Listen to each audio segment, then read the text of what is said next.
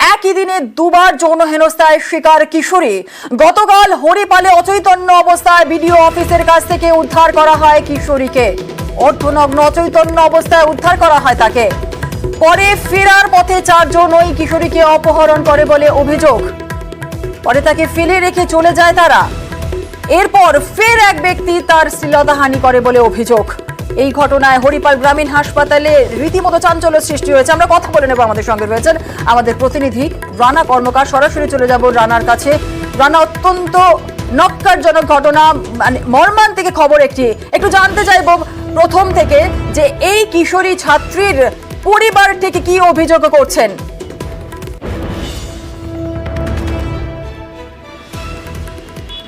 হ্যাঁ জুনেলা, দেখো তুমি যেমনটা বললে একদম একটা ন্যাক্কারজনক এবং দুঃখজনক ঘটনা যে একটি নবম শ্রেণীর একটি নাবালিকা ছাত্রীকে পরপর দুবার তাকে যৌন নির্যাতন করা হয়। সেটা কিন্তু সে পুলিশের কাছে জবানবন্দিতে সে বলেছে যে টিউশন থেকে যখন বাড়ি ফেরার পথে চারজন যুবক তাকে একটি গাড়িতে তুলে নিয়ে যায়, তাকে অজ্ঞানও করে ফেলে বলে একটি সূত্র থেকে জানা যাচ্ছে। তারপর তাকে হরিপালের যে মতন জায়গায় গিয়ে তাকে ছেড়ে দেওয়া হয়। হরিপাল স্টেশন সংলগ্ন বড়বাজার এলাকা। যখন হরিপাল স্টেশন থেকে যখন হেঁটে স্টেশনের দিকে আসছিল, হরিপাল স্টেশন থেকে যেহেতু মেয়েটির বাড়ি হচ্ছে নসিবপুরে, ফলে তাকে ট্রেন ধরে আসতে হবে। সে যখন ট্রেন ধরতে যায় হরিপালে, তখন অপর আরেকজন দুষ্কৃতী সেও কিন্তু তাকে ফলো করে তাকে একটি ঠিক ওই গোপীনগর যে তোমার এলাকা, সেখানে তাকে টানা হেজরা করে একটি জঙ্গলে নিয়ে যায়, তার উপর যৌন নির্যাতন করে।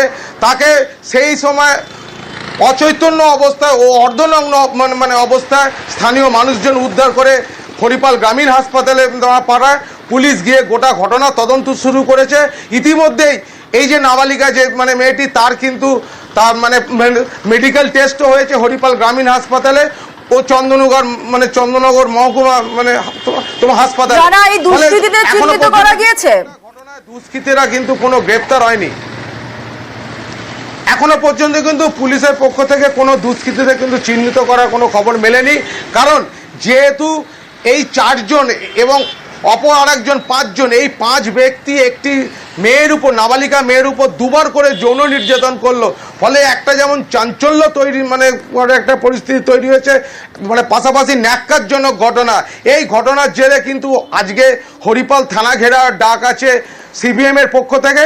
পাশাপাশি সিঙ্গুর গ্রামীণ পুলিশ সুপার দপ্তর, সেখানেও কিন্তু এসিসিআই ও ডিএসও আর কিছুক্ষণ পরেই তারা বিক্ষোভ কর্মসূচি করবে যে এইরকম একটি নাবালিকা মেয়ের উপর কেন যৌন নির্যাতন করলো। একেবারে রানা, সঙ্গে থাকো।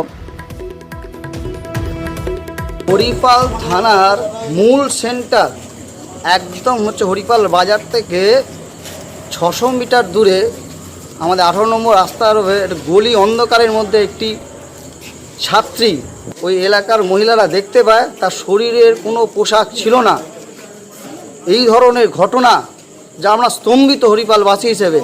আমাদের বক্তব্য সুনিশ্চিত, এই ঘটনার সাথে যারা যুক্ত তাদের শাস্তি দিতে হবে। এরকম একটা ক্লাস 11-এর ছাত্রীর উপর আমরা মনে করি যে শারীরিক নির্যাতন করা হয়েছে এবং সেই শারীরিক নির্যাতনে যারা দোষী তাদের শাস্তি দিতে হবে। আমাদের ছেলেগুলো বাজার থেকে বাড়ি আসছিল, দেখছে মেয়েটা পড়ে আছে, ছুটে এসেই বলছে বাড়িতে পড়ে আছে। আমরা বাড়ির গলির দিকে, হ্যাঁ বাড়ির গলির দিকে স্কুল করে পড়ে তারপরে বাড়ি যাচ্ছিল। বলছে আমাকে কি করে আসলে নিজের মাথাটা ঠিক করতে পারছেন, বলছে আমরা কিছু বুঝতে পারছি না। আবারও চলে যাব রানার কাছে। রানা, এই ঘটনায় তুমি যেমন একটু আগে বলছিলে যে স্থানীয় এলাকার বাসিন্দারা তারা থানা ঘেরাও করবেন, থানা ঘেরাও কর্মসূচি রয়েছে, বিক্ষোভ দেখাবেন, পুলিশ কি বলছে এই গোটা ঘটনায়? দেখো, গোটা ঘটনায় কিন্তু গতকালই কিন্তু এই ঘটনার পরেই কিন্তু গভীর রাতে কিন্তু হুগলি গ্রামীণ পুলিশ সুপার কামনাজিৎ সেন তিনি কিন্তু ঘটনাস্থলে গিয়েছিলেন। তিনি কিন্তু ঘটনাস্থল ঘুরে দেখেন, পাশাপাশি হরিপাল থানাতেও তিনি ওই যে নির্যাতিতা মেয়েটির সাথে কথা বলে। পুলিশের কাছে কিন্তু জবানবন্দিতে এই নির্যাতিতা যে নাবালিকা সে জানিয়েছে যে তাকে প্রথমে 4 জন মলেস্টেশন করে, তারপরে 1 জন মলেস্টেশন করে, কিন্তু এই যে 5 জন তাদের কিন্তু কাউকে সে চিহ্নিত করতে পারেনি। ফলে পুলিশের কাছে কিন্তু এই যে দুষ্কৃতী ধরার বিষয়ে কিন্তু একটা ধোঁয়াশা চিহ্ন দেখাই দিয়েছে। কিন্তু পুলিশ কিন্তু মানে হরিপাল থানার পুলিশ তারা কিন্তু ওই হরিপাল থানা যে এলাকা স্টেশন চত্বর যে এলাকা সিসিটিভি ফুটেজ কিন্তু তারা খতিয়ে দেখছে যে ওই সময় মেয়েটি সিসিটিভি ফুটেজ দিয়ে যাচ্ছিল, তাকে ফলো করছিল যে পঞ্চম মানে আননোন ব্যক্তিটি দুষ্কৃতীটি সে ফলো করে যাচ্ছিল, তাকে মানে কোথা থেকে টানা হেজরা করা হয়েছে সেটা নিয়ে কিন্তু পুলিশ ইতিমধ্যেই সিসিটিভি ফুটেজ সংগ্রহ করছে, তারা তদন্ত করছে। তবে গোটা ঘটনায় কিন্তু এখনো পর্যন্ত দুষ্কৃতীরা অধরা রয়েছে। বেশ, ধন্যবাদ রানা।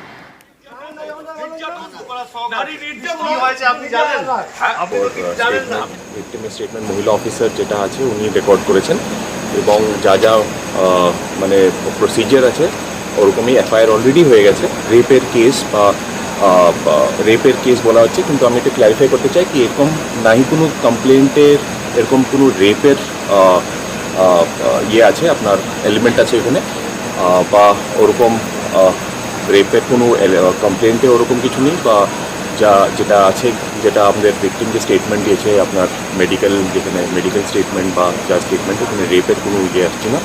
যেটা সেকশন আসছে যে সেকশনে কেস করা হয়েছে আপনার মলেস্টেশনের সেকশনে যেটা সেকশন কেস হয়েছে, এবং আমরা তদন্ত অলরেডি যেখানে যা যা করণীয় আমরা অলরেডি এটা চালু করে দিয়েছি। বিরূপাক্ষ বিশ্বাসের বিরুদ্ধে আরো অভিযোগ, এবার হাসপাতালে চিকিৎসককে হুমকির অভিযোগ। সাগর দত্ত হাসপাতালের অধ্যাপক চিকিৎসককে হুমকি। বিরূপাক্ষ বিশ্বাসের বিরুদ্ধে আরো অভিযোগ, এবার হাসপাতালের চিকিৎসককে হুমকির অভিযোগ। সাগর দত্ত হাসপাতালের অধ্যাপক চিকিৎসককে হুমকি। অভিযোগ মনোরোগ বিভাগের চিকিৎসক সৌম্য শুভ্র চট্টোপাধ্যায়। সুবীর রয়েছে আমাদের প্রতিনিধি, সুবীরের কাছ থেকে একটু জেনে নেব। সুবীর, বিরূপাক্ষ বিশ্বাসের বিরুদ্ধে আবারও অভিযোগ, হাসপাতালে হুমকি দিয়েছেন চিকিৎসকদের, কি জানা যাচ্ছে? দেখো, বিরূপাক্ষ বিশ্বাসের নামে কিন্তু আবার কিন্তু সেই অভিযোগ, অর্থাৎ এই যে সাগর দত্ত হাসপাতালে উত্তরবঙ্গ যে লবির কথা শোনা যাচ্ছিল সেই জায়গাটাই কিন্তু পরিষ্কার হলো, এবং গত পরশুদিন যে ঘটনা ঘটেছিল সাগর দত্ত হাসপাতালে, তো সেই জায়গাতে উত্তরবঙ্গ লবির যারা চিকিৎসক রয়েছেন তারা কিন্তু ভাঙচুর চালিয়েছিল এমনটা কিন্তু অভিযোগ। এবং সেই জায়গা থেকে কিন্তু এই যে বিরূপাক্ষ বিশ্বাস, তিনি হাসপাতালে যিনি মনোরোগ বিভাগের প্রফেসর রয়েছেন চিকিৎসক সোমশুভ্র চ্যাটার্জি, তাকে কিন্তু ফোন করে হুমকিও দিয়েছিল যে তাকে হাসপাতালে থাকতে দেবে না, সেখান থেকে তাকে অন্যত্র বদলি করে দেবে, এবং সেই কিন্তু হুমকির জন্যই এই চিকিৎসক কিন্তু কোনো মুখ খোলেনি এমনটা কিন্তু অভিযোগ। এবং সেই জায়গা থেকে কিন্তু তিনি কালকে কাউন্সিলিং মিটিং ছিল সাগর দত্ত হাসপাতালে, সেই জায়গাতে কিন্তু যারা জুনিয়র চিকিৎসক রয়েছেন তাদের চাপে পড়ে কিন্তু তিনি প্রকাশ্যে প্রিন্সিপালের সামনে স্বীকার করেছেন যে তাকে বিরূপাক্ষ বিশ্বাস হুমকি দিত এবং তাকে ফোনে কিন্তু হুমকি দিত। আমরা কথা বলেছিলাম এই চিকিৎসকের সঙ্গে, তিনি কিন্তু পরিষ্কার জানিয়েছেন আমাদেরকে যে এরকম ভাবে কিন্তু তাকে হুমকি দিত, কিন্তু যেহেতু হাসপাতালে চিকিৎসার কাজ করতে হয় বা সেই জায়গা থেকে কিন্তু কোনো রকম মুখ খুলতে তিনি পারতেন না, কিন্তু চাপ থাকতো। এবং তিনি এটাও বলছেন যে হুমকির ঘটনা কবে ঘটেছিল? দেখো, এই হুমকির ঘটনা ঘটেছিল কিন্তু আজ থেকে প্রায় 5 থেকে 6 মাস আগে, এবং এই যে ঘটনা অর্থাৎ এই যে আগে হুমকি দেওয়া হতো সেই জায়গাতে কিন্তু কাউন্সিলিং এর যে মিটিং, সেই মিটিং এ কিন্তু জুনিয়র চিকিৎসক যারা রয়েছেন তাদের কিন্তু চাপে পড়েই কিন্তু তিনি প্রকাশ্যে প্রিন্সিপালের সামনে বলেছেন গতকাল যে তাকে কিন্তু বিরূপাক্ষ বিশ্বাস হুমকি দিত, এবং তাকে এমনও কথা বলেছিল যে তাকে হাসপাতালে কাজ করতে দেবে না, সেখান থেকে তাকে অন্যত্র বদলি করে দেওয়া হবে, এমনও কিন্তু হুমকি দেওয়া হয়েছিল। এবং সেই হুমকিতে কিন্তু এই যে অধ্যাপক রয়েছেন সোমশুভ্র চ্যাটার্জি, তিনি আতঙ্কে ছিলেন, তিনি কোনো কথা বলতে পারতেন না। এবং গতকালে যে ঘটনা, সে ঘটনায় কিন্তু উপস্থিত ছিলেন এই প্রিন্সিপাল, এবং সেই জায়গা থেকে জুনিয়র চিকিৎসকরা পরিষ্কার বলছেন যে আপনাকে যখন বলা হচ্ছে তখন আপনি কোনো মুখ খোলেননি কেন? তখন আমরা যখন তার সাথে কথা বলেছিলাম তিনি কিন্তু পরিষ্কার বলছেন যে আমরা চিকিৎসার কাজ করি, আমরা চিকিৎসক, কিন্তু সেই জায়গা থেকে কিন্তু এই ধরনের ঘটনা অর্থাৎ যে হুমকি এগুলো সহ্য করতে হয়, না হলে আমরা কাজ করতে পারবো না, এমনই কিন্তু পরিষ্কার জানিয়েছেন এই যিনি প্রফেসর রয়েছেন মনোরোগ বিশেষজ্ঞ সোমশুভ্র চ্যাটার্জি। ঠিক একেবারে। আর এই কাউন্সিলিং মিটিং এ প্রফেসর চিকিৎসক কি বলেছিলেন শোনাবো। আমার কাছে বিরূপ ফোন এসেছে, ওই যে দেখুন কার জন্য কারোর জন্য না স্যার, বিরূপ কারোর জন্য না।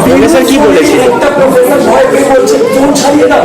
হ্যাঁ, তো আমাকে যদি বলে যে আমাকে এখানে থাকতে আমাকে আপনি কালকে বলেছিলেন প্রিন্সিপাল অফিস থেকে ফোন এসেছিল, প্রিন্সিপাল অফিসের লোকজন ফোন করেছিল, প্রিন্সিপাল অফিসের লোকজনও ফোন করেছিল।